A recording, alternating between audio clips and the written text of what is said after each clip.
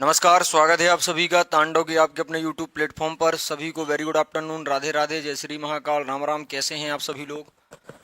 उम्मीद है आप लोग स्वस्थ होंगे, मस्त होंगे और पढ़ाई कर रहे होंगे। आज जो हमें बात करनी है वो समष्टि अर्थशास्त्र का राष्ट्रीय आय की अवधारणा से संबंधित कुछ हम तथ्य देखेंगे, है ना।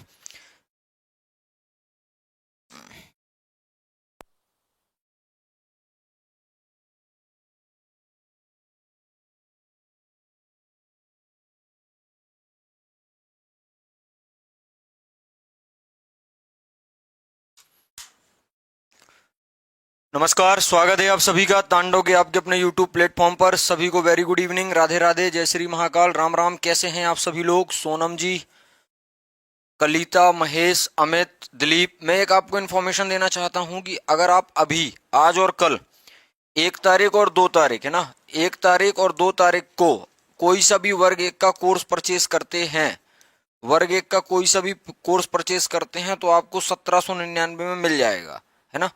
200 रुपए का ऑफ चल रहा है 2 दिन के लिए। आप चाहो तो परचेज कर सकते हो, अन्यथा कोई बात नहीं, आप सेल्फ स्टडी भी कर सकते हो, है ना।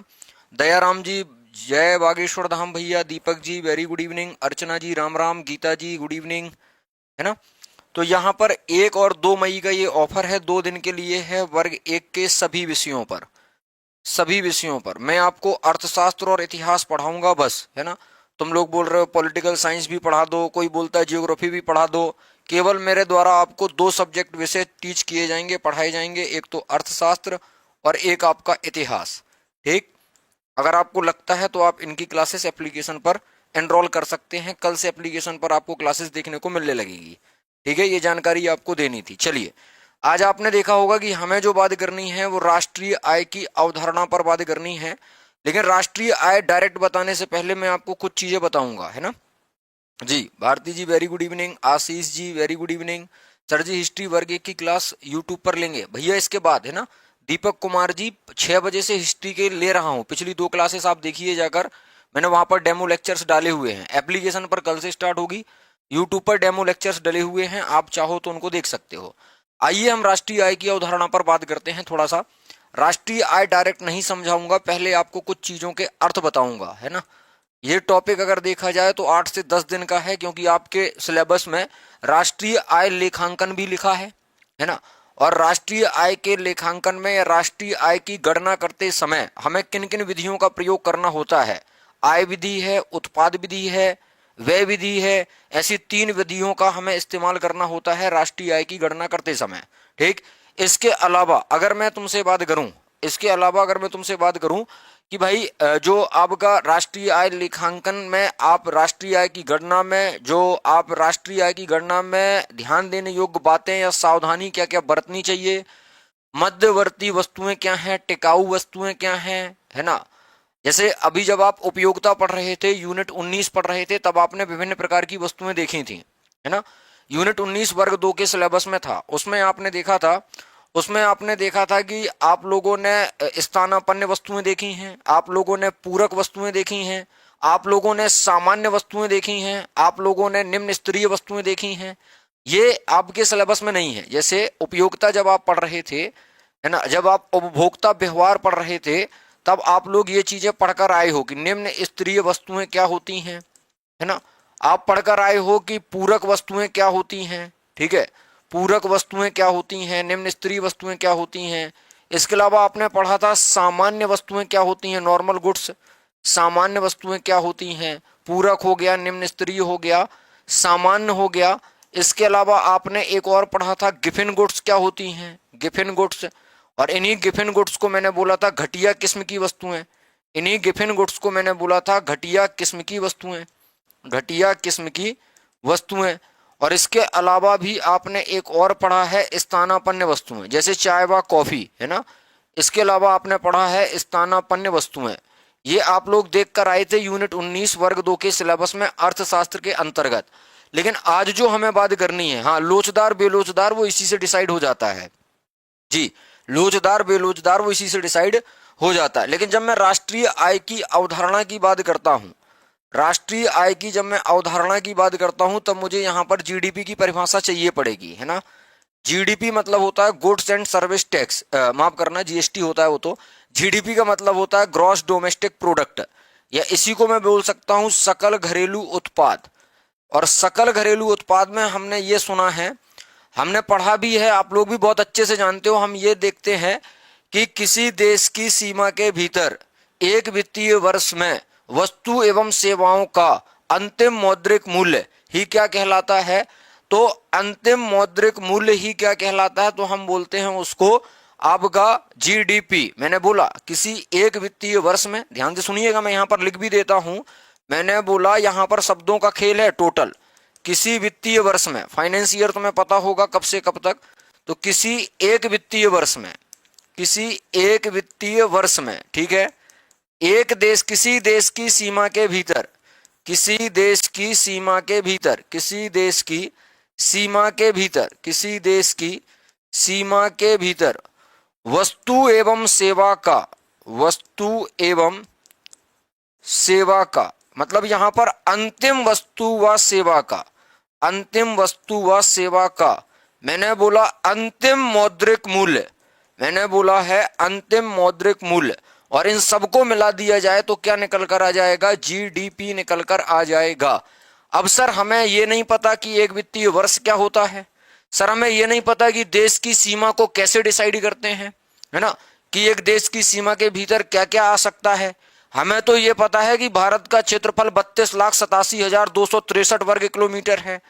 हमें तो यह पता है कि भारत की उत्तर से दक्षिण लंबाई 3214 किलोमीटर है। हमें तो यह पता है कि भारत उत्तर से दक्षिण 3214 है और पूरब से पश्चिम जो है वो आपका 2933 किलोमीटर है ना।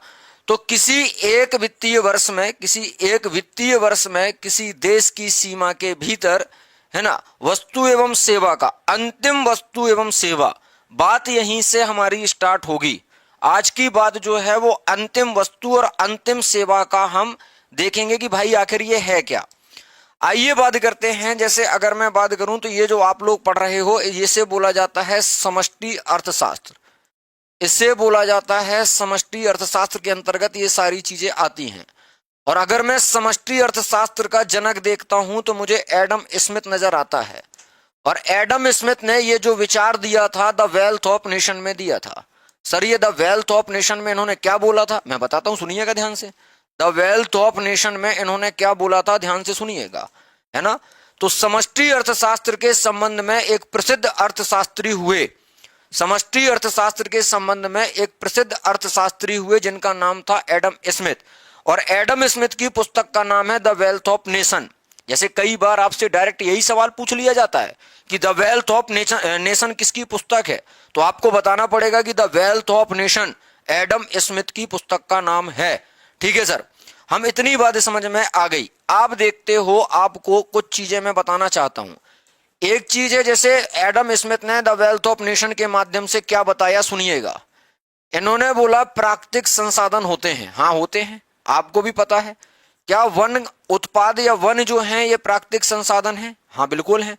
वन के अलावा अगर मैं बोलूं जो उपजाऊ भूमि है, उपजाऊ भूमि है, उपजाऊ भूमि में एग्रीकल्चर का प्रोडक्शन होगा, हाँ होगा। क्या मैं अगर बोलता हूं खनिज संपदा है, लोहा है, कोयला है, पेट्रोलियम है, ये सब क्या है, मिनरल्स हैं ये सब, है ना। तो वन है, उपजाऊ भूमि है और खनिज संपदा है, ये सब प्राकृतिक संसाधन के अंतर्गत आता है। ध्यान से सुनिएगा। अगर ये तीनों चीजें, अगर ये तीनों चीजें किसी देश के पास हैं, मैंने बोला किसी देश के पास, मैंने बोला है, अपनी भाषा में समझाने का प्रयास कर रहा हूं, ध्यान से सुनिएगा, चीजें लिंक होंगी बाद में, कॉन्सेप्ट समझिएगा, अप्रोच समझिएगा। मैंने बोला है कि भाई वन है प्राकृतिक संसाधन के अंतर्गत, प्राकृतिक संसाधन के अंतर्गत उपजाऊ आपके पास भूमि है जहां पर हम कृषि पैदावार कर सकते हैं, दलहन, खाद्यान्न, तिलहन फसलों का उत्पादन, नकदी फसलों का उत्पादन हम कर सकते हैं। और खनिज संपदा में तुमने लोहा, कोयला, तांबा, हीरा, मैग्नीज, बॉक्साइट जैसे खनिज देखे भी हैं, है ना। वन से वन उत्पाद जैसे लाख है, कत्था है, सागौन है, शीशम है। फर्नीचर बनाने के लिए तुम सागौन की लकड़ी का प्रयोग करते हो, शीशम की लकड़ी का प्रयोग करते हो, बबूल की लकड़ी का प्रयोग करते हो, तो वो फर्नीचर उद्योग में काम आती है लकड़ी। इसके अलावा कागज उद्योग में भी हमें वनों की आवश्यकता पड़ती है, लकड़ी की आवश्यकता पड़ती है। इसके अलावा वन उत्पाद में अगर देखा जाए तो तेंदुपत्ता वनों के अंतर्गत आता है, लाख जो होती है चूड़ियों में भरी जाती है, लाख उद्योग भी होते हैं, है ना, ये भी वन उत्पाद है। कत्था है, कत्था को खैर भी बोलते हैं। मध्य प्रदेश की खैरवार जनजाति के द्वारा कत्था का उत्पादन किया जाता है। तेंदुपत्ता बड़े पेड़ों से आप देखते हो तो उससे क्या होता है, बीड़ी लपेटने में, बीड़ी में बनाने में काम आती है। ऐसे बहुत सारे। आप मुझे बताइए, अगर किसी मतलब कोई राष्ट्र है वो आर्थिक संपत्ति का सृजन कैसे कर सकता है, ये बहुत बड़ा सवाल है ना। कोई राष्ट्र है या कोई देश है, कोई राष्ट्र आर्थिक संपत्ति का, मैं टोटल एनसीईआरटी बेस्ड पढ़ाऊंगा क्योंकि जो अभी हमने देखा है वर्ग 2 में वो टोटल एनसीईआरटी बेस्ड आया है ना, उसी पर आधारित पूरा पूछा गया है। तो कोई राष्ट्र आर्थिक संपत्ति का सृजन कैसे कर सकता है, यह एक बहुत बड़ा प्रश्न है। कैसे कर सकता है, आर्थिक संपत्ति का सृजन कैसे कर सकता है। दूसरा मैंने बोला कोई राष्ट्र अमीर है या गरीब है, अभी मैं तुम्हें लिंक करके बताऊंगा। कोई राष्ट्र गरीब है या अमीर है, इसका मुझे पता लगाना है। कैसे लगाऊंगा, क्या मैं प्राकृतिक संसाधनों के आधार पर किसी राष्ट्र को गरीब और अमीर घोषित कर सकता हूं, हाँ या ना में जवाब देना। क्या मैं किसी राष्ट्र को प्राकृतिक संसाधनों के आधार पर मैं बोलूं कि यार नहीं, भारत में वन भी ज्यादा है, भारत में उपजाऊ भूमि भी है, भारत में पर्याप्त खनिज संपदा भी है, तो क्या मैं इस आधार पर भारत को अमीर घोषित कर सकता हूं। क्या प्राकृतिक संसाधन की वजह से हम अमीर और गरीब का डिसाइड कर सकते हैं, अमीर और गरीब का निर्धारण कर सकते हैं देश के लिए, हाँ या ना। नहीं, वेरी गुड दयाराम, है ना। मैं आपसे पूछ रहा था, नहीं कर सकते, प्रेरणा नहीं कर सकते, मैं भी बताऊंगा क्यों नहीं कर सकते, है ना। तो कोई राष्ट्र आर्थिक संपत्ति का सृजन कैसे करता है, कोई राष्ट्र अमीर है या गरीब है, इसका निर्धारण केवल प्राकृतिक संसाधनों से नहीं हो सकता। एग्जाम्पल के तौर पर अगर मैं देखूं, आपको मैं एग्जाम्पल दे रहा हूं, आप देखना। मैंने बोला कि अफ्रीका है, मैंने बोला अफ्रीका है, मैंने आपसे बोला लैटिन अमेरिका है। अफ्रीका है, लैटिन अमेरिका है। अफ्रीका और लैटिन अमेरिका में मैंने बोला पर्याप्त मात्रा में संसाधन है, पर्याप्त मात्रा में संसाधन है, पर्याप्त मात्रा में संसाधन है, लेकिन आर्थिक संपन्नता इतनी नहीं है, आर्थिक रूप से संपन्न इतने नहीं है, आर्थिक रूप से संपन्न इतने नहीं है। तो अब यहां पर देखो ये बात फैल हो गई, यहां पर ये बात फैल हो गई कि साला इनके पास संसाधन भी हैं फिर भी ये लोग आर्थिक रूप से संपन्न नहीं है, मतलब ये कमजोर हैं, ये विकासशील देशों में आएंगे। अफ्रीका को देख लो, अंध महाद्वीप बोला जाता है, पिछड़ा महाद्वीप बोला जाता है। रीजन क्या है, रीजन तुम्हें पता है ना, कि उन्होंने अपने संसाधनों का सही ढंग से इस्तेमाल नहीं किया। प्राकृतिक संसाधन होना मैटर नहीं करता है, प्राकृतिक संसाधनों का सही ढंग से उपयोग करना मैटर करता है। मतलब जो भी मेरे पास प्राकृतिक संसाधन हैं उनका मैं उचित दोहन करूं, समुचित दोहन करूं, सही ढंग से दोहन करूं। दोहन का मतलब उपयोग करूं। वन अगर मैं लकड़ी में काटता जाऊंगा तो पर्यावरण प्रदूषण होगा। अगर मैं पैदावार बढ़ाने के लिए, कृषि उत्पादन बढ़ाने के लिए मैं रासायनिक उर्वरकों का इस्तेमाल करूंगा तो पर्यावरण प्रदूषण होगा। अगर मैं खनिज को अवैज्ञानिक तरीके से निकालने का प्रयास करूंगा तो निश्चित रूप से पर्यावरण का प्रदूषण होगा। हाँ सर, ये बात तो बिल्कुल सही है। इसीलिए हम क्या करते हैं, इसीलिए तो हम, आपने देखा होगा, इसीलिए हम धारणीय विकास की बात करते हैं, इसीलिए हम सतत विकास की बात करते हैं कि हमें अर्थव्यवस्था में आर्थिक संपन्नता, आर्थिक विकास, आर्थिक प्रगति तो करनी है, लेकिन हमें धारणीय विकास और पर्यावरणीय संतुलन को बनाए रखते हुए पर्यावरण जो है अर्थव्यवस्था को विकसित बनाना है। तो संसाधनों का होना बस अमीर गरीब या आर्थिक संपन्नता डिसाइड नहीं करता। संसाधनों का उचित रूप से दोहन करना और फिर आर्थिक संपन्नता लाना, यह मैटर करता है ना। वही कहावत है कि 4 दिन की चांदनी फिर अंधेरी रात। तो भाई तुमने खूब दोहन कर लिया, अभी संसाधन है, तुमने खूब सारे इंस्ट्रूमेंट, मशीन लगा के तुमने खूब सारा निकाल लिया, कोयला खूब सारा तुमने तांबा लोहा सब निकाल लिया, भविष्य के लिए तुमने बचा के ही नहीं रखा, तो भविष्य में वो देश तो दिवालिया घोषित हो ही जाएगा ना। हाँ सर, हमें इतनी बात बहुत अच्छे से समझ में आ गई है। मतलब यह है कि अगर प्राकृतिक संपदा उपहार स्वरूप मिलती है ना, प्राकृतिक संपदा है ये या प्राकृतिक संसाधन है ये, और ये हमें उपहार स्वरूप प्रकृति ने दी है, नेचर ने दिया है, तो इसके आधार पर तुम अमीर गरीब नहीं बताओगे। एक बार मुझे जितने लोग देख रहे हैं इतनी बातें अगर समझ में आ गई हो तो थम्स अप करके बोलो कि हाँ सर हमें इतनी बातें समझ में आ गई हैं। मैंने बोला पर्याप्त मात्रा में संसाधन है फिर भी आर्थिक रूप से संपन्न नहीं है। अफ्रीका और लैटिन अमेरिका के कई सारे ऐसे देश हैं। अगर मैं बात करूं कि ऐसे समृद्ध देश, कई सारे ऐसे समृद्ध देश हैं, है ना, मैंने बोला समृद्ध देशों के पास, समृद्ध देशों के पास मतलब जो समृद्ध हैं, जिनके पास आर्थिक संपन्नता है, जो विकसित हैं, है ना, आर्थिक संपन्नता है मतलब समृद्ध देश, बात एक ही है, समृद्ध देशों के पास संसाधन नहीं है या प्राकृतिक संपदा नहीं है। प्राकृतिक संपदा या संपदा को मैं संसाधन भी यहां पर बोल सकता हूं। प्राकृतिक संपदा या संसाधन नहीं है, फिर भी वे क्या हैं, फिर भी वे आर्थिक रूप से, फिर भी वे आर्थिक रूप से क्या हैं, संपन्न हैं। फिर भी वे आर्थिक रूप से संपन्न है। जापान को देख लो, जर्मनी को देख लो।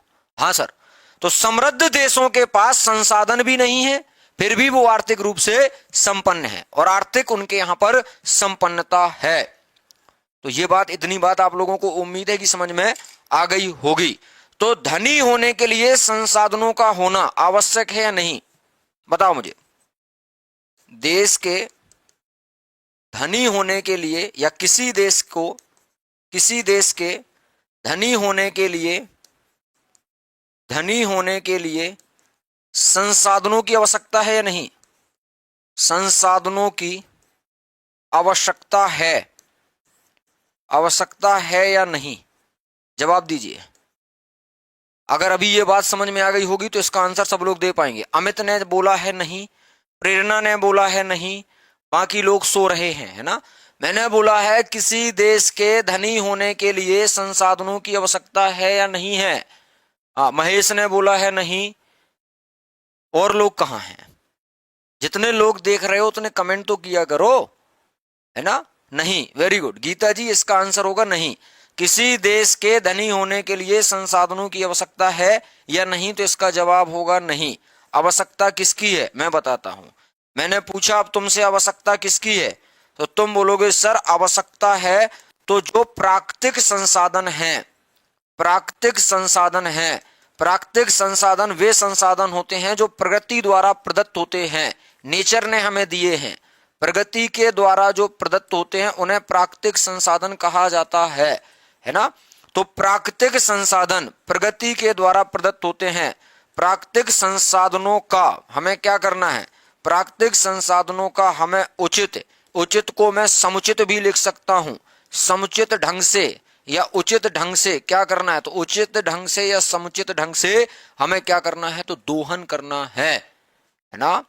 हाँ, मेरा नाम हेमा है, ठीक है हेमा जी, समझ गया, अब हेमा ही बोलूंगा आपको। तो यहां पर प्राकृतिक संसाधनों का उचित या समुचित ढंग से दोहन करना, और इससे हमें यह पता चलता है कि हाँ भाई कोई ना कोई देश क्या हो जाएगा, यहां से धनी हो जाएगा। ठीक, अब संसाधनों का उपयोग कैसे किया जाए, मैंने बोला संसाधनों का प्रयोग समुचित ढंग से किया जाए। अब जब तुम समुचित ढंग से करोगे, इतना नोट कर लिया आप लोगों ने, मैं साइड में हो जाता हूं, आप लोग अंडरलाइन कर लीजिए, है ना। हाँ, रूपाली यादव, मोगली, दयाराम, ठीक है, इतना नोट कर लीजिए आप लोग। ये नोट हो गए, तीनों स्लाइड है, नोट करते जाना जो भी है। यहां से स्टार्ट किया था मैंने, राष्ट्रीय आय का उदाहरण आज का टॉपिक है ना। इसका मैं थोड़ा सा बेसिक आपको बता रहा हूं। अभी मैं वस्तुओं पर बात करूंगा। जैसे हमने यूनिट 19 में जब हम उपभोक्ता का व्यवहार पढ़ रहे थे, उत्पादक का व्यवहार पढ़ रहे थे, तब हमने ये चीजें देखी थी। ये नोट कर लिया आपने तीनों स्लाइड। 1 2 3 में से कोई सा अगर नंबर आपका छूट गया हो तो मुझे बता दीजिए, मैं आपको नोट करवा दूंगा, है ना। हाँ,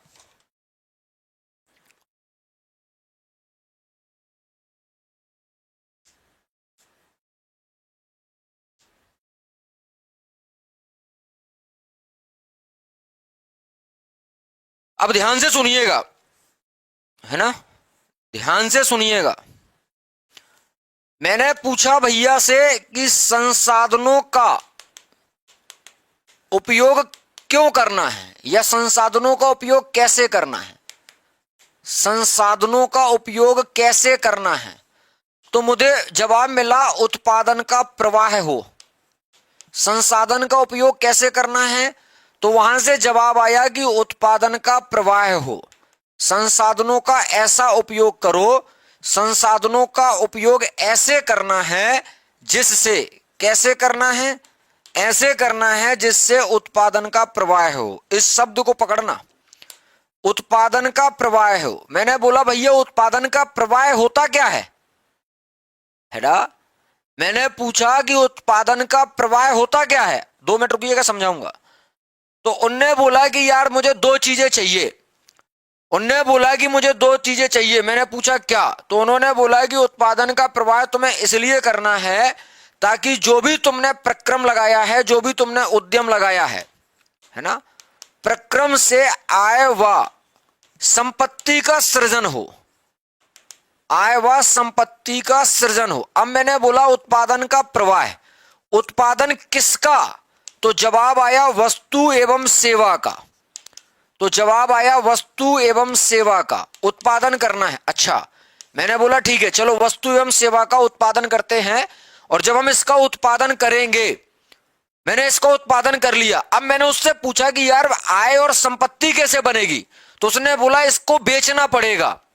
वस्तु एवं सेवा को क्या करना पड़ेगा, बेचना पड़ेगा।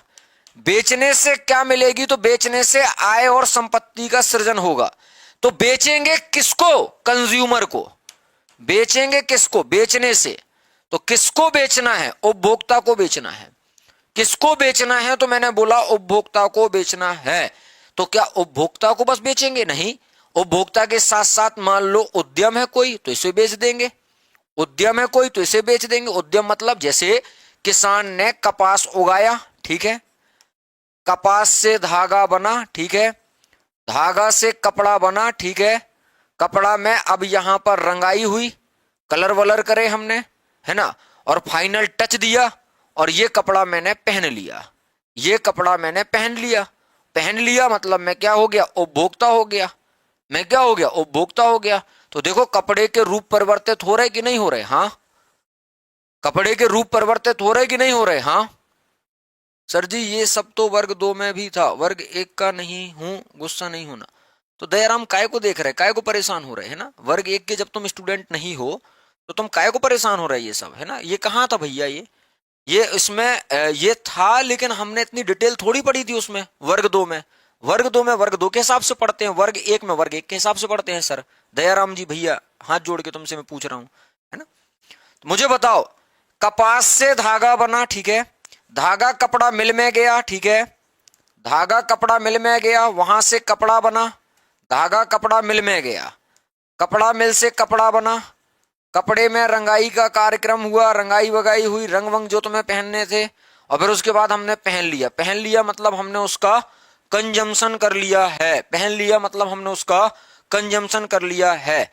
उत्पादन का प्रवाह समझे, कि उत्पादन का प्रवाह मतलब जो भी आप प्रोडक्शन कर रहे हो उसका फ्लो, मतलब कहने का हम प्रोडक्शन किसका करेंगे, या तो किसी वस्तु का या सेवा का।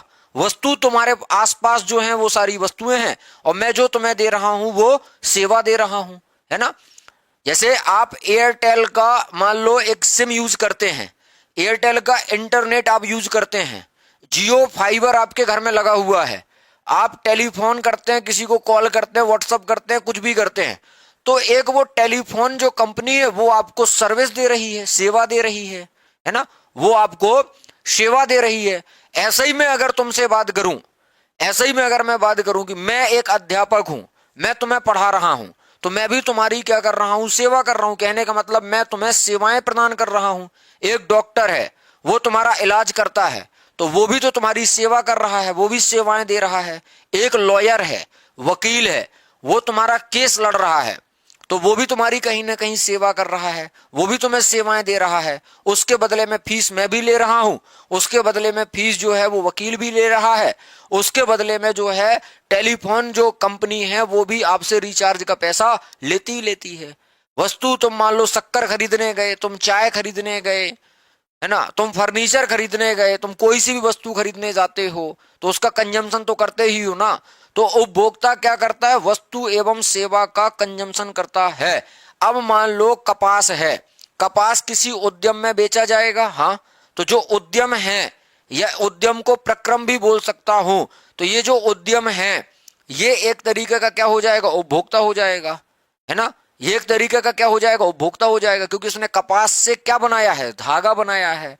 अब धागा जो बेचा है किसको, तो धागा बेचा है कपड़ा मिल को, तो कपड़ा मिल भी एक बार उपभोक्ता हो जाएगा। कपड़ा मिल में कपड़ा बन के रंगाई वंगाई का कार्यक्रम हो गया, फिर उसके बाद हमारे पास जब कपड़ा आया तो अंतिम रूप से उपभोक्ता कौन हो गया, मैं। अंतिम वस्तु क्या कहलाएगी, तो रंगा हुआ जो कपड़ा है, जो कपड़ा हमने पहना है, जो ये मैंने शर्ट पहन कर रखी है, यही अंतिम वस्तु कहलाएगी। तो संसाधनों का उपयोग कैसे करना है, तो जवाब आया कि भैया संसाधनों का उपयोग इस तरीके से करिए ताकि उत्पादन का प्रवाह हो, उत्पादन बढ़े। मैंने पूछा उत्पादन कै का, तो जवाब मिला वस्तु एवं सेवाओं का। तो मैंने बोला उत्पादन करके करोगे क्या, तो उन्होंने बोला आय व संपत्ति का सृजन होगा। तो आय एवं संपत्ति का सृजन क्या केवल वस्तु को बनाने से हो जाएगा, वस्तु का उत्पादन करने से हो जाएगा, तो जवाब आया नहीं, वस्तु एवं सेवाओं का उत्पादन करने के पश्चात उसको बेचना पड़ेगा। तो मैंने पूछा कि मैं किसको बेचूं जाके, तो जवाब आया कि भैया ये तो कंज्यूमर को बेचना पड़ेगा, कंजम्पशन करने वाले को बेचना पड़ेगा। शारदा जी का कहना है शर्मिला शर्मिला शर्मिला, ठीक है। सब्जेक्ट सोशोलॉजी है, क्या हिंदी से वर्ग 1 का पेपर दे सकती हूँ, कैसे दे पाओगे जब जिस विषय में आपने पीजी किया हो उस विषय में। सर जी नमस्कार, वर्ग 2 सामाजिक विज्ञान से 69 नंबर आए हैं, ठीक है। 24 तारीख को पेपर था, ठीक है। गेस्ट में हूँ सर जी, कोई चांस तो है, देख लेना आप, है ना। रिजल्ट आने मतलब आंसर शीट आ जाएगा, है ना। सर जी आपकी आवाज़ अच्छी लगती है, मेरी समझ डेवलप होगी। अच्छा, समझ डेवलप करने के लिए क्लास देख रहे हो, वेरी गुड, अच्छी बात है। इतनी बात अगर समझ में आ गई हो तो थम्स अप करके बोलोगी हाँ सर हमें इतनी बात अच्छे से समझ में आ गई है कि पहले कपास गया, धागा बना, धागा से कपड़ा मिल के पास गया, कपड़ा बना, फिर पहनने योग्य कपड़ा बना। तो मैंने बोला जो पहनने योग्य कपड़ा है, जो पहन लिया है, या पहनने योग्य जो कपड़ा है, पहनने योग्य जो कपड़ा है, यही तुम्हारा क्या कहलाएगा, अंतिम वस्तु कहलाएगा। यही तुम्हारा क्या कहलाएगा, अंतिम वस्तु कहलाएगा। अब मैं यहां पर आपसे बोलता हूं कपास, मैंने बोला धागा, मैंने बोला कपड़ा, मैंने बोला पहनने योग्य कपड़ा, और मैंने बोला इसमें अंतिम वस्तु कौन सी है, बताना जरा, इसमें अंतिम वस्तु कौन सी नजर आ रही है, फटाफट से बताइए अंतिम वस्तु कौन सी है। ये तो सर बच्चों वाला सवाल हो गया, ये भी आगे काम आएगा, यह भी आगे काम आएगा जब अंतिम वस्तुओं के बारे में जब बताऊंगा ना, तब ये आगे काम आएगा। ABCD 4 ऑप्शन है आपके पास, हिंदी साहित्य से होना था तब दे सकते हैं वर्ग 1। जी हाँ, मुझे बताइए इन 4 में कौन सा अंतिम वस्तु है। कपड़ा अंतिम वस्तु है, धागा अंतिम वस्तु है, कपास अंतिम वस्तु है, या पहनने योग्य जो कपड़ा है वो अंतिम वस्तु है। अभी मैं आपको कंफ्यूज करूंगा, है ना। सर आपकी क्लास कितने बजे लगती है, डेली शाम को 5 बजे लगती है इकोनॉमिक्स की, और 6 बजे लगती है हिस्ट्री की वर्ग 1 की। SI के लिए भी हिस्ट्री का मुख्य परीक्षा का बैच लॉन्च करने वाला हूं, उसकी भी आपको क्लासेस मिल जाएंगी। MPSI का जिनको भी मुख्य परीक्षा के लिए हिस्ट्री पढ़ के तैयार करना हो वो भी उसमें एनरोल कर सकते हैं, उसका बैच भी आपका 1-2 दिन में लॉन्च होने वाला है, ठीक है। हाँ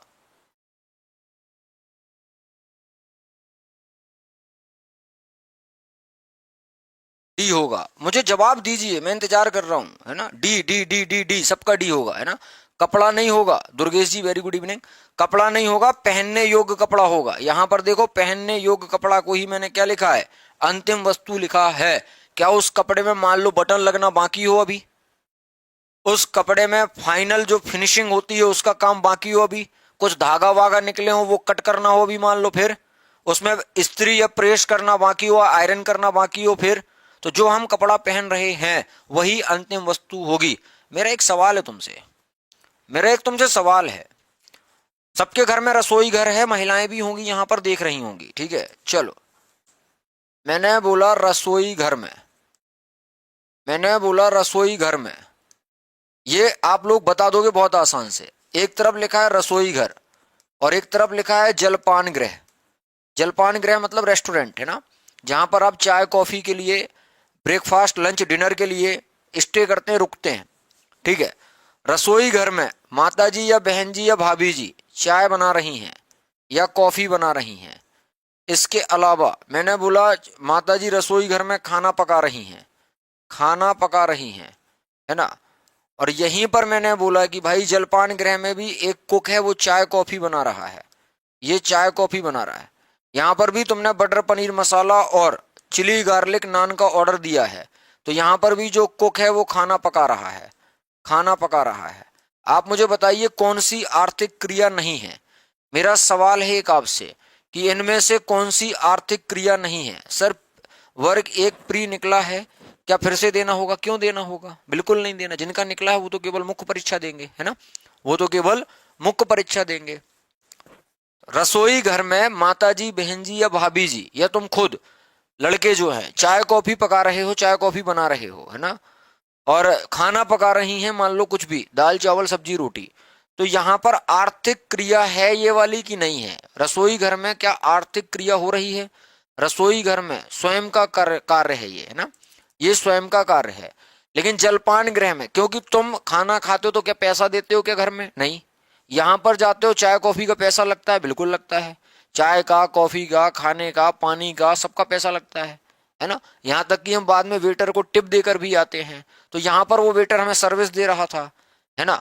तो देखो वेटर को दिया गया पैसा, सेवा के बदले पैसा दिया है तुमने, और जो खाना खाया है खाना वस्तु है, और वेटर ने जो सर्विस दी है वो एक सेवा है ना। तो जलपान में पैसा लगेगा, हाँ, तो यहां पर आर्थिक क्रिया के अंतर्गत ये काउंट होगा, हाँ, लेकिन आर्थिक क्रिया के अंतर्गत ये काउंट नहीं होगा।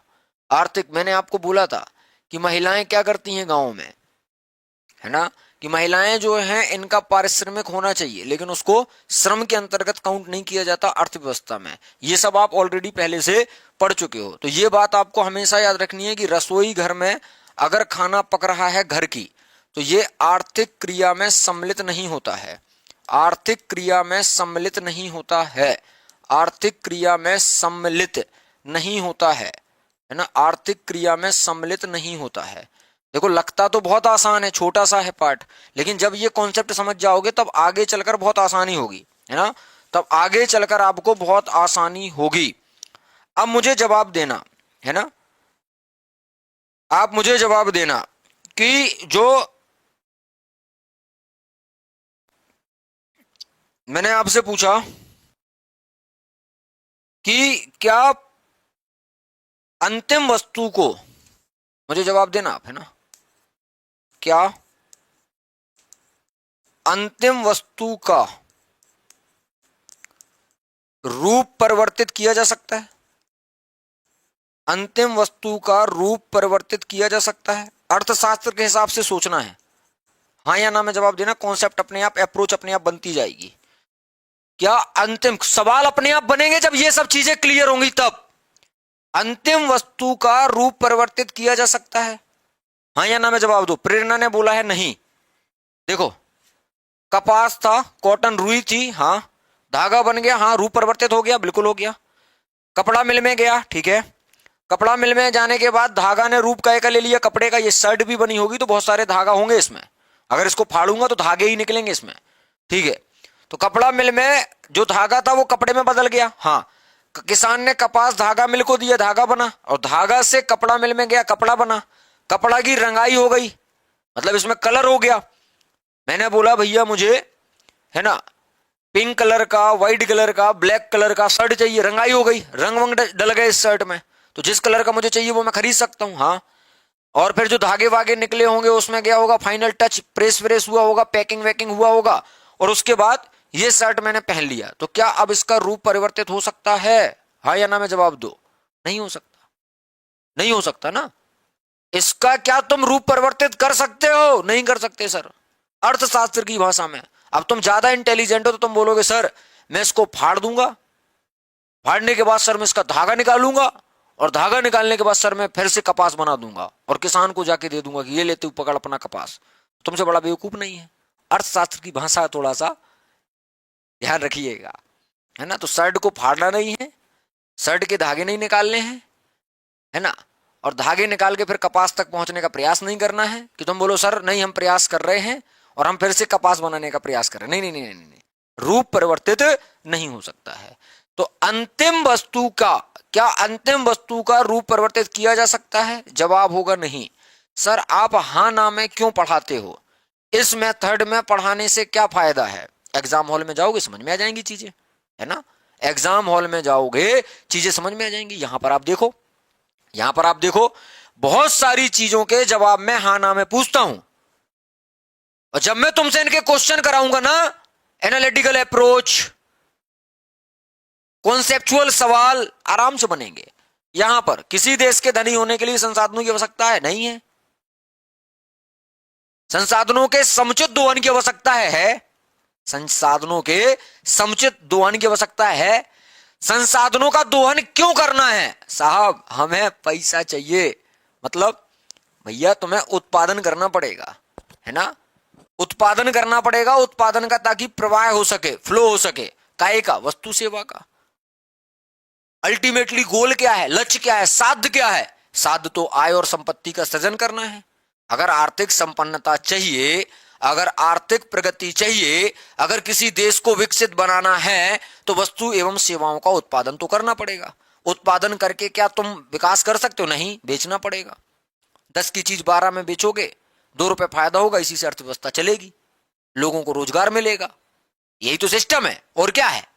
ठीक है सर, तो ये अंतिम वस्तु वाला मुझे लगता है कि आपको कॉन्सेप्ट समझ में आ गया होगा।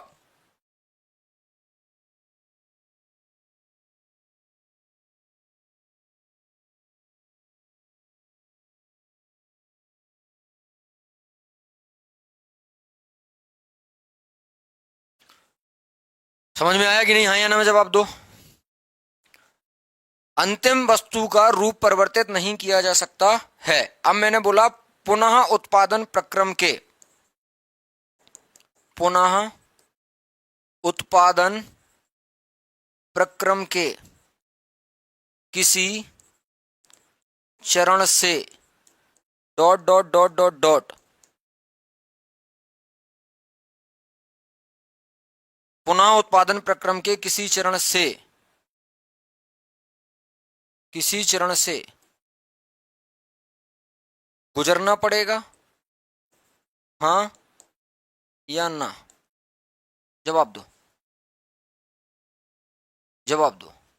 मैंने पूछा कि पुनः उत्पादन प्रक्रम के किसी चरण से गुजरना पड़ेगा क्या? बात अंतिम वस्तु की हो रही है, याद रखना, बात अंतिम वस्तु की हो रही है। अच्छा, अभी सर अंतिम वस्तु में इतना कंसेप्ट चलेगा? हाँ, है ना। अंतिम वस्तु इतनी अंदर तक पढ़ना पड़ेगी, वर्ग 1 का दे रहे हो, मेंस भी देना पड़ेगा, है ना। तो थोड़ी सी कॉन्सेप्ट जो अप्रोच वो डेवलप कर लो। डेवलप ऐसा ही होगी, डेवलप ऐसा ही होगी।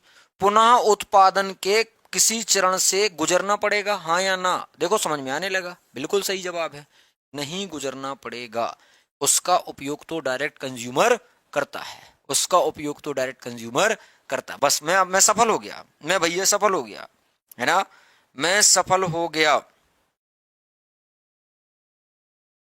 मैं सफल हो गया। अब मेरी बात ध्यान से सुनना, ये जलपान गृह है, तुम्हारे एक दिमाग में चीज चल रही होगी, चाय और कॉफी है, ठीक है। ये जलपान गृह मतलब रेस्टोरेंट है। आपने बोला 1 कप चाय दे दो, है ना। अब जो चाय की पत्ती है, ये जो चाय की पत्ती है, क्या ये अंतिम उत्पाद है? मुझे जवाब दो, क्या ये जो चाय की पत्ती है, हम रेड लेबल पीते हैं, हम ताजमहल पीते हैं, है ना, हम रेड लेबल पीते हैं। जैसे मैं अपनी बात करूं तो मैं रेड लेबल पीता हूं, तुम लोग ताजमहल पीते हो मान लो, है ना। तो क्या ये जो चाय पत्ती है, ये क्या अंतिम उत्पाद है? हाँ या ना में जवाब देना। और मैंने बात करी किस पर? रेस्टोरेंट पर।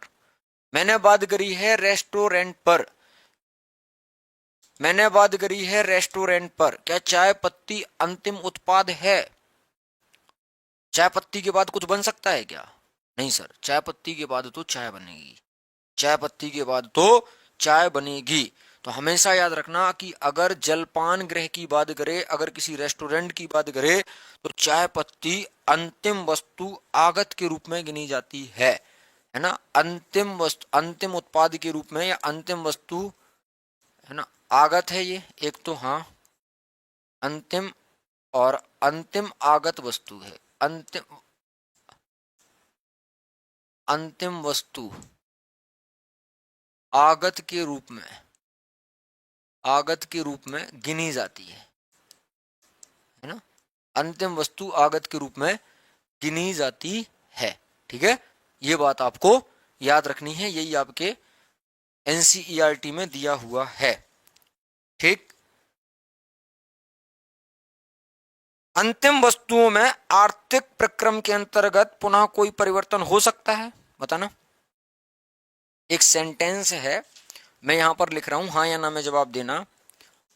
अंतिम वस्तुओं, ये सवाल पूछा गया था, अंतिम वस्तुओं में आर्थिक प्रक्रम मतलब उद्योग किसे है, प्रक्रम के अंतर्गत पुनः कोई परिवर्तन हो सकता है क्या। अभी हम पढ़कर आए हैं, कोई परिवर्तन हो सकता है क्या। दो ऑप्शन है, हाँ या ना। इसका जवाब मुझे आपसे चाहिए। आइए बात करता हूं मैं अंतिम वस्तु पर। अंतिम वस्तु भी दो टाइप से होती हैं। जैसे एक होता है उपभोग वाली वस्तुएं, ठीक है, और एक होती हैं पूंजीगत वस्तुएं। ठीक है, एक होती हैं उपभोग वस्तुएं और एक होती हैं पूंजीगत वस्तुएं। आप मुझे बताना कि पहले तो ऊपर वाले का जवाब दो। पहले तो ऊपर वाले का जवाब सबने दिया है नहीं, सबने दिया है नहीं, है ना। हाँ, सबने दिया है नहीं, है ना, कि अंतिम वस्तुओं में आर्थिक प्रक्रम के अंतर्गत पुनः कोई परिवर्तन नहीं होता है। परिवर्तन नहीं होगा अंतिम वस्तु में, ये याद रखना है बस। ना तो रूप परिवर्तित होगा, ना ही वो किसी चरण से गुजरेगी ताकि उसका रूप परिवर्तित हो जाए। अगर वो किसी चरण से गुजरी, किसी प्रक्रम से गुजरेगी, तो वो निश्चित रूप से क्या हो जाएगा, है ना, उसका अंतिम वस्तु का कभी भी क्या नहीं होगा, तो रूप परिवर्तित नहीं होगा, उसमें परिवर्तन संभव नहीं है। उपभोग वस्तुएं होती हैं और कुछ पूंजीगत वस्तुएं होती हैं। मुझे इसमें से आपको मैं कुछ लिख देता हूं एग्जाम्पल के तौर पर, तो आप बड़ी आसानी से बता पाओगे। जैसे मैंने लिखा आहार की वस्तुएं हैं, मैंने लिखा वस्त्र हैं, और मैंने यहां पर एक सेवा ले ली है, मनोरंजन के साधन है, मनोरंजन की वस्तुएं, है ना, या मनोरंजन की जो सेवाएं होती हैं, ये दोनों क्या हैं, ये वस्तु के अंतर्गत आएगा और ये सेवा के अंतर्गत आएगा। ठीक, ये क्या तुम इनका उपभोग करते हो, दाल चावल रोटी सब्जी खाते हो, कपड़े पहनते हो, डोरीमोन बच्चे देखते हैं, हाँ डोरीमोन देखते हैं, क्योंकि सास भी कभी बहू थी महिलाएं देखती हैं, हाँ देखती हैं। तारक मेहता का उल्टा चश्मा भी आजकल पारिवारिक धारावाहिकों में शामिल हो गया है, हाँ। Taarak comedy night with Kapil देखते हैं, हाँ। कोई बड़ा इवेंट होता है वो देखते हैं, हाँ। मूवी देखते हो, हाँ। वेब सीरीज देखते हो, हाँ। तो ये सब क्या है, एंटरटेनमेंट के मीडियम है, साधन है, काहे के, तो मनोरंजन के। बात ध्यान से सुनना। एक थाली है, ये थाली है, इसमें दाल रखी है, चावल रखी है, सब्जी रखी है, रोटी रखी है, सैलेड रखा है, फ्रूट्स रखा है, पापड़ रखा है, बस सर पानी आ गया मुंह में, इतना पर्याप्त है। दही भी रख लेते हैं, गर्मियों का दिन है, दही है या छाछ है, और एक स्वीट्स रखा है, अचार भी रखा है। ठीक है, इतनी चीजें रखी हुई है, तुमने खा ली, तुमने खा ली। उपभोग वस्तुओं के अंतर्गत माना जाएगा कि नहीं माना जाएगा, बोलो। उपभोग वस्तुओं के अंतर्गत माना जाएगा नहीं माना जाएगा, हाँ या ना में जवाब तो दे सकते हो ना। हाँ सर, हाँ या ना में जवाब तो हम दे सकते हैं। आहार का मतलब भोजन, दाल चावल सब्जी रोटी पापड़ सलाद सब कुछ रखा है, छाछ भी है, मिठाई भी है, सब कुछ है, आहार है। उपभोग कंजम्पशन किया, हाँ। उपभोग वस्तुएं हैं, हाँ है, ठीक है। शादी में जाना था, है ना, शादी में जाना था, तो हम फॉर्मल पहनते हैं, हम ट्रेडिशनल पहनते हैं शादी ब्याहों में जब जाते हैं तब। ठीक है, कुर्ता पजामा पहनते हो, सूट पहनते हो, लड़कों की बात कर रहा हूँ, महिलाएं साड़ी पहनती हैं, लहंगे पहनती हैं। तो वस्त्र का उपभोग करते हो कि नहीं करते हो, डेली कपड़े भी पहनते ही हैं, वस्त्र का उपभोग करते हो डेली बेसिस पर कि नहीं करते हो, हाँ या ना में जवाब दो। घरों में तारक मेहता का उल्टा चश्मा चलता है, हाँ। बच्चे मोटू पतलू देखते हैं, हाँ। तुम मोबाइल में रील स्क्रॉल करते हो, हाँ। कोई रील अच्छी लगती है तो दूसरे को भेजते हो, हाँ। कोई स्टेटस अच्छा लगता है तो ये क्या है, मनोरंजन ही तो है, एंटरटेनमेंट ही तो है। आईपीएल देख रहे हो, एंटरटेनमेंट ही तो है। तो क्या तुम इन चीजों का उपभोग कर रहे हो कि नहीं कर रहे हो? यहाँ पर वस्तु का उपभोग करना भी समझ में आ गया होगा, हाँ। यहाँ पर सेवा का उपभोग करना भी समझ में आ गया होगा, हाँ। अगर हम किसी भी चीज से एंटरटेनमेंट ले रहे हैं, मनोरंजन कर रहे हैं, तो वो सेवा के अंतर्गत काउंट होगा, ठीक है। तारक मेहता का उल्टा चश्मा देखा, मनोरंजन हुआ। आईपीएल देखा, मनोरंजन हुआ। आईपीएल में लेना एक न देना दो, काय को 3 घंटे समय बर्बाद कर रहे? मैं भी देखता हूँ, इंक्लूड मी, मैं भी देखता हूँ, मजा आता है। छक्के चौके गलते हैं, आउट होते हैं, मजा आता है। थोड़ी बहुत हॉट टॉक भी हो जाती है, लड़ाई झगड़े भी हो जाते हैं, ठीक है। सर जी ये कैसे ईएसबी 40 नंबर की इकोनॉमिक्स पूछी है? देख दयाराम, शांति से क्लास देखो, बीच में बकवास नहीं, बहुत बकवास कर ली है हमने ना, हाँ। बीच में डिस्टर्ब नहीं करना। अब वो गई, जो बीत गई सो बात गई, माना वो बेहद प्यारा था, वो छूट गया सो छूट गया, है ना। हाँ, तो वो गया तो गया, आगे बढ़ना पड़ेगा, जीवन है ना, हाँ। मेरी बात समझो। तो पूंजी, अब मुझे बताना, पूंजीगत वस्तुओं के अंतर्गत मैं कुछ चीजें लिख रहा हूं, है ना। ये वाला कॉन्सेप्ट बहुत अच्छे से समझ में आ गया होगा, ये वाला कॉन्सेप्ट बहुत अच्छे से समझ में आ गया होगा। उपभोग वस्तुओं का आगे तो बढ़ना पड़ेगा ना, आप मेरी बात समझिएगा, है ना। अब हम कहां तक उसका रोना रोएंगे, वर्ग दो वर्ग दो वर्ग दो, चला गया, जान दो। वर्ग 3 पर आ जाओ, वर्ग 1 पर आ जाओ, एसआई पर आ जाओ, है ना। जीवन थोड़ी खत्म हो गया, लाइफ का पेपर थोड़ी था। क्या पेपर में जो फेल हो जाएंगे वो भूखे मर जाएंगे? ऐसा थोड़ी है यार। हाँ मैं मानता हूं बहुत उम्मीदें थी, सब कुछ था, है ना। बहुत कुछ सोच के रखा था, एग्री, सबसे सहमत हूं। लेकिन यार और भी तो जिंदगी है। हाउ सर, ठीक है, इतना मोटिवेशन करने के लिए धन्यवाद। आओ थोड़ी सा और बात करें, है ना। मैंने बोला यार औजार हैं, मैंने बोला उपकरण हैं, मैंने बोला मशीन है, मशीनें हैं। तुम्हारे घर में कभी प्लम्बर आया है? नल वल खराब हो गए होंगे, गेट वॉल खराब हो गया होगा, प्लम्बर आया है? सर जी मेरा इकोनॉमिक्स में 44.75 है, क्या मैं एक वर्ग एक कैसे वर्ग एक के लिए पात्र हो यार, है ना। उसमें तो 50 और 60% नंबर चाहिए रहते हैं ना, 60% जनरल के लिए और 50% ओबीसी के लिए। तुम्हारे यहाँ कोई पर आया होगा, औजार लेके आया होगा, है ना। कभी तुमने सुना होगा कि भैया गेट वॉल बदलना पड़ेगा, नल बदलना पड़ेगा, ये नल खराब हो गया है, ये पाइप खराब हो गया है ना। तो कुछ वो इंस्ट्रूमेंट उपकरण औजार भी लेकर आता है, कुछ उपकरण भी बोलता है कि ये उपकरण लगेगा। ट्यूबलाइट, ट्यूबलाइट फ्यूज हो गई है, सीएफएल फ्यूज फ्यूज हो गई है, नया डलेगा। मशीनें बहुत सारी, है ना, ड्रिल मशीन है, ड्रिल करता होगा वो। तो प्लम्बर को, सर जी आप अच्छे से समझाते हैं, ऐसा लगता है कोई फैमिली मेंबर जैसे, बहुत बहुत धन्यवाद। तो आपने अपने घरों में इलेक्ट्रीशियन को बुलाया, हाँ। आपने अपने घरों में प्लम्बर को बुलाया, हाँ। आपका जब घर बन रहा था तब शटरिंग का काम होता है, हाँ। सीमेंट और बालू और ये पानी वानी मिला के मसाला बनाते हैं, ईंट से ईंट को जोड़ने के लिए, छपाई करने के लिए, प्लास्टर करने के लिए, बहुत सारी चीजें। उसमें औजार उपकरण मशीनें लगती हैं, हाँ। क्या एक बार जो मैंने ड्रिल ले ली, ठीक है, तुम्हारे घर में मैं जो ड्रिल लेकर आया, तो क्या मैं दूसरे के घर में वो ड्रिल मशीन लेकर नहीं जा सकता? क्या जवाब देना। मैंने तुमसे पूछा, मैं मान लो प्लम्बर हूं, सर यहां तक पहुंच गए आप समझाने के लिए, हाँ। मैं किसी भी स्तर तक जा सकता हूं, बस तुम्हें समझ में आना चाहिए। मैं तुम्हारे घर में ड्रिल लेकर आया, मैंने छेद किया दीवार पर, है ना। मैंने दीवार पर छेद किया, तो क्या मैं अब इस ड्रिल का उपयोग दूसरी जगह नहीं कर सकता? बिल्कुल कर सकते हो सर। इस ड्रिल का उपयोग मैं दूसरी जगह नहीं कर सकता? बिल्कुल कर सकते हो सर। जो मेरे पास पेचकस है, जो मेरे पेचकस तो जानते होगे ना, स्क्रू को जो कसते हैं, मेरे पास कई तरीके के छोटे छोटे औजार हैं। तो मैं वो केवल तुम्हारे घर के लिए थोड़ी रखूंगा। वो तो मैं, आपने देखा होगा प्लम्बर के पास एक हमेशा बैग रहता है, इलेक्ट्रीशियन के पास एक हमेशा बैग रहता है, दुनिया जमाने के नट स्क्रू सब उनके पास मिल जाएंगे। सब कुछ रहता उनके पास, आएंगे 10-5 मिनट में करेंगे, बोलेंगे निकालो 1,000। स्किल का पैसा है साहब, ये स्किल सीखी है उनने, उनके पास स्किल का पैसा है, स्किल सीखी है उनने, कौशल है उनके पास। आएगा बोर्ड मोड में 2-4 तार वार जोड़ेगा, 500 निकालो। अभी मैंने ही काम कराया था, बोले 1,300 लगने हैं, और 5 मिनट नहीं हुआ 1,300 ले गया। मुझे बड़ा दुख हुआ, मैंने कहा यार 1,300 रुपये 5 मिनट के, इतनी तो साला मेरी सैलरी नहीं है 5 मिनट में 1,300 रुपये कमाना। 5 मिनट का काम था उसका, 5 मिनट में उसने, हाँ एसी रिपेयरिंग वाले उनके पास हमेशा एक बैग मिलेगा बड़ा सा।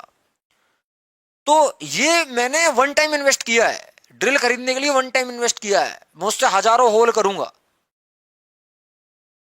हाँ सर।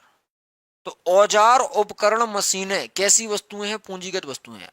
अब मैं तुमसे 2 सवाल पूछता हूं, और इन दोनों के जवाब मैं तुमसे सही चाहता हूं। मुझे टिकाऊ वस्तुएं लिखना है, मैं कहां पर लिख दूं? मुझे टिकाऊ वस्तुएं लिखना है, मैं कहां पर लिख दूं? मुझे जवाब दे दो, मैं ये समझ जाऊंगा कि हां अब तुम्हें समझ में आ गया है। सर जी कोर्स लेने पर कूपन कोड मैसेज आ रहा है, तो उसमें क्या डालना है पड़ेगा? कूपन कोड काय का कोर्स लेना है कृष्णा यादव जी? कौन से सब्जेक्ट का? वर्षा गोलकर, क्लास कब से चालू होगी ऐप पर? वर्षा जी कल से चालू हो जाएगी एप्लीकेशन पर, है ना? हाँ हाँ। मैंने बस तुमसे ये पूछा कि मुझे टिकाऊ वस्तुएं लिखना है, तो तुमने जवाब दे दिया कि सर पूंजीगत वस्तुएं कैसी होंगी? टिकाऊ वस्तुएं होंगी। पूंजीगत वस्तुएं कैसी होंगी? टिकाऊ वस्तुएं होंगी। क्या जो मैंने एक बार खाना खाया तो मैं ये बोलूं यार ये 7-8 दिन तक चल जाए, है ना? फीस अभी 1799 रुपए है, आज और कल, है ना? 2 दिन का ऑफर चल रहा है, 1799 में आप वर्ग 1 का कोर्स परचेज कर सकते हो। 400 घंटे की रिकॉर्डिंग जाएगी इसमें, हिस्ट्री का भी कर सकते हो, इकोनॉमिक्स का भी कर सकते हो। 1799 रुपये अभी आपको पे करना पड़ेगा। अगर आपको कोई दिक्कत आती है तो आप इस वाले नंबर पर कांटेक्ट कर लीजिए, वो आपको पूरा गाइड करेंगे। 9589812077। हिस्ट्री और इकोनॉमी मेरे द्वारा पढ़ाया जाएगा। 9589812077। ठीक है।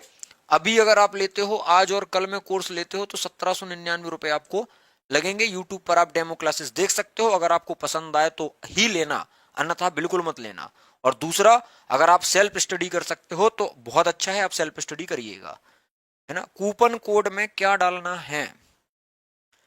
कूपन कूपन कोड में कुछ भी नहीं डालना, आप परचेज करोगे आपके 1799 ही लगेंगे, है ना? हाँ, कूपन कोड में कुछ भी नहीं डालना, 1799 लगेंगे आपके केवल आज और कल, है ना? कूपन कोड कुछ भी नहीं है उसमें।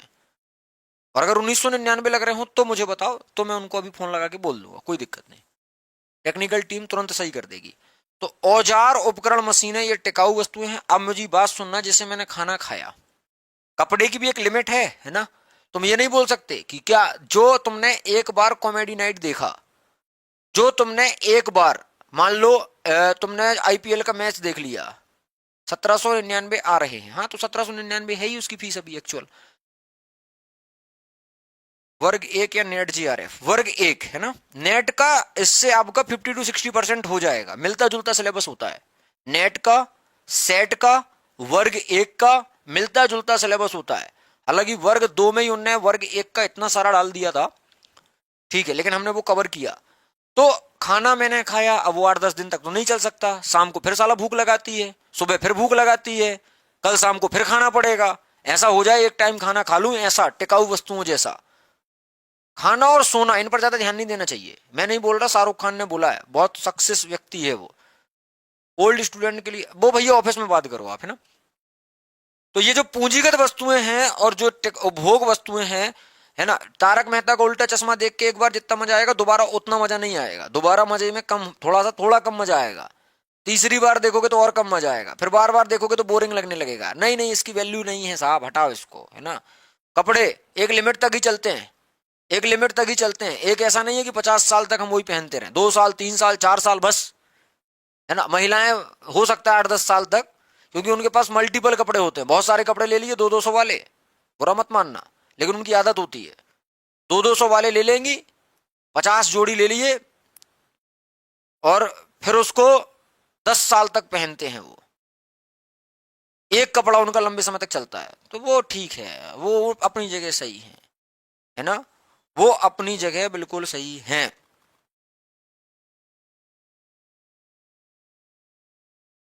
अब मैं तुमसे कुछ सवाल पूछूंगा, तुम मुझे जवाब देना है। टिकाऊ वस्तुएं या पूंजीगत वस्तुएं? टिकाऊ वस्तुएं बोल सकते हैं किसको? मैं यहां पर बात कर रहा हूं पूंजीगत वस्तुओं की। मैं यहां पर बात कर रहा हूं पूंजीगत वस्तुओं की। मैं आपसे पूछ रहा हूं पॉइंट नंबर 1, क्या ये टिकाऊ वस्तुएं हैं? हाँ या ना में जवाब देते जाना सब लोग। क्या ये टिकाऊ वस्तुएं हैं? नहीं, कॉमर्स नहीं पढ़ाता। सबको जवाब देना है। हाँ, एक्टिव रहा करो। दिसंबर तक तुम्हारा मेंस भी 50% करवाना है। नोट करना है चीजें अच्छे से। क्या ये टिकाऊ वस्तुएं हैं? हाँ हैं। अगला, इनके मेंटेनेंस की आवश्यकता पड़ेगी? क्या इनके रख रखाव की आवश्यकता पड़ेगी? इनका मेंटेनेंस करना पड़ेगा? रख रखाव की आवश्यकता है? हाँ या ना में बस जवाब दो। हाँ या ना में जवाब दो। रख रखाव की आवश्यकता है? क्या इसके इन वस्तुओं में, इन मशीनों में मरम्मत की आवश्यकता है? बोलो, क्या इनमें मरम्मत की आवश्यकता है? हाँ या ना में जवाब देना। क्या इनमें टूट फूट हो सकती है? क्या इनमें टूट फूट हो सकती है? सर ऐसे ही सवाल एग्जाम में मिलते हैं, बिल्कुल प्रैक्टिकली सवाल पूछता है वो। क्या टूट फूट हो सकती है?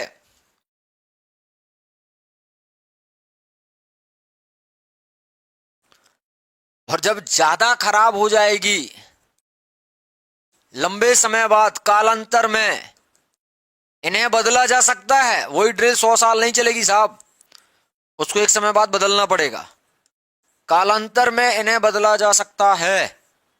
कालांतर में इन्हें, लंबे समय बाद इन्हें बदला जा सकता है, इन्हें चेंज किया जा सकता है, हमें नई ड्रिल लेना पड़ेगा।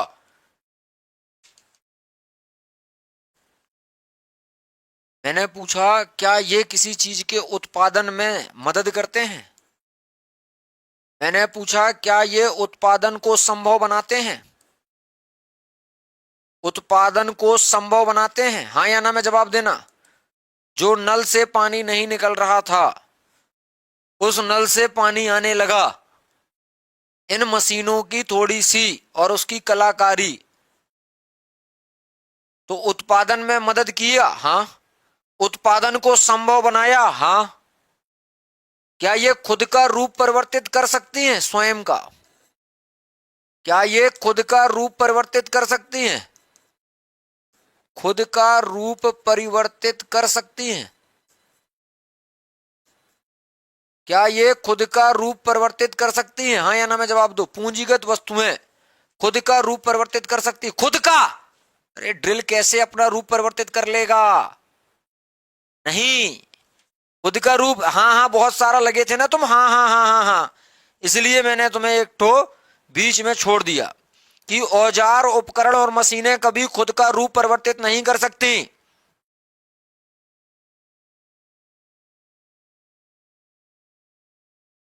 है ना।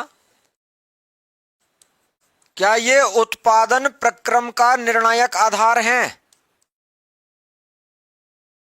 उत्पादन प्रक्रम का निर्णायक आधार है। अगर मशीन मेरे पास धागा वाली है तो धागा बनाऊंगा, कपड़ा वाली है तो कपड़ा बनाऊंगा, है ना। अगर रंगने वाली है तो रंगाई का काम करवाऊंगा। तो ये उत्पादन प्रक्रम का निर्णायक आधार है। ये खुद का रूप परिवर्तित नहीं कर सकती है। अच्छा, खुद का थोड़ी रूप परिवर्तित करेगी वो, उसके काम से दूसरी चीज बनेगी। ठीक है, मतलब उत्पादन में संभव है। हाँ। उत्पादन में मदद करती है। हाँ। उत्पादन को संभव बनाती है। हाँ। उत्पादन में मदद करती है। हाँ। तो पूंजीगत वस्तुओं के संबंध में इतनी बातें अगर आपसे एग्जामिनर पूछता है तो आप बता दोगे कि ये टिकाऊ किस्म की होती हैं, रख रखाव की आवश्यकता होती है। रख रखाव की मरम्मत, बात एक ही है, मरम्मत समय समय पर की जाती है। मरम्मत समय समय पर की जाती है। टूट फूट हो सकती है, लंबे समय बाद इसको बदला भी जा सकता है, दूसरा लाना पड़ेगा। उत्पादन में मदद करती हैं, उत्पादन को संभव बनाती हैं, खुद का रूप परिवर्तित नहीं कर सकती हैं, उत्पादन प्रक्रम का निर्णायक आधार होती हैं। इसमें कोई डाउट हो तो पूछो, इसमें कोई डाउट हो तो पूछो।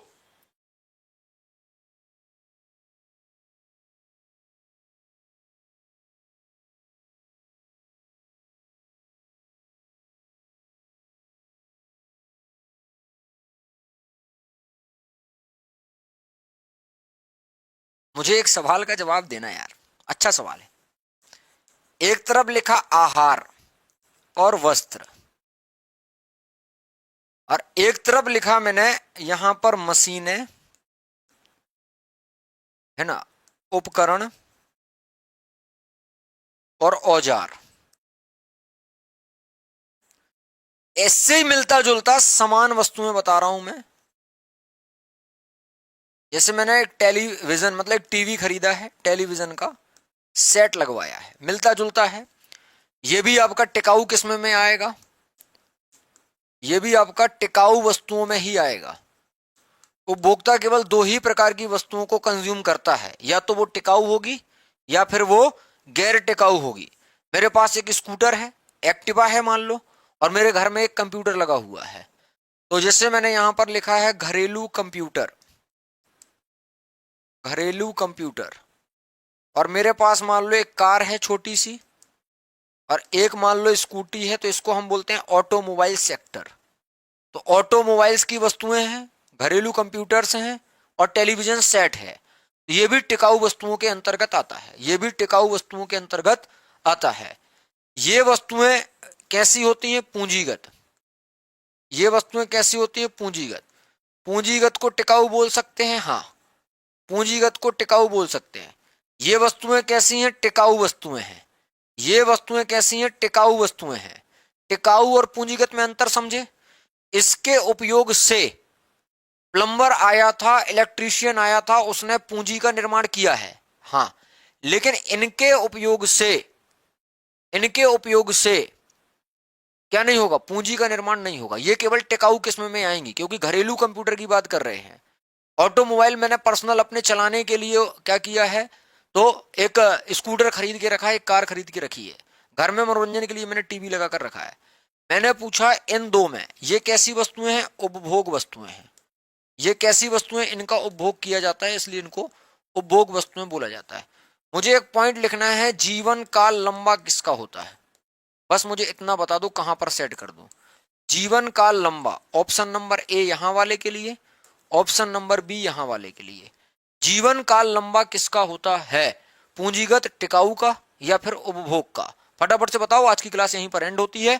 आगे की बातें हम कल करेंगे एक नए टॉपिक के साथ। डेमो लेक्चर चल रहे हैं, अच्छे लग रहे हो तो एप्लीकेशन पर जाकर क्लासेस जो है आप ले सकते हो। महेश ने बोला है बी, सोनम ने बोला है बी, प्रेरणा ने बोला है बी, अमित ने बोला है बी। वेरी गुड, है ना। जीवन काल लंबा किसका होगा? पूंजीगत का। तो थोड़े बहुत कॉन्सेप्ट डेवलप हो रहे हैं, क्लास समझ में आ रही है, हाँ या ना में जवाब दीजिएगा।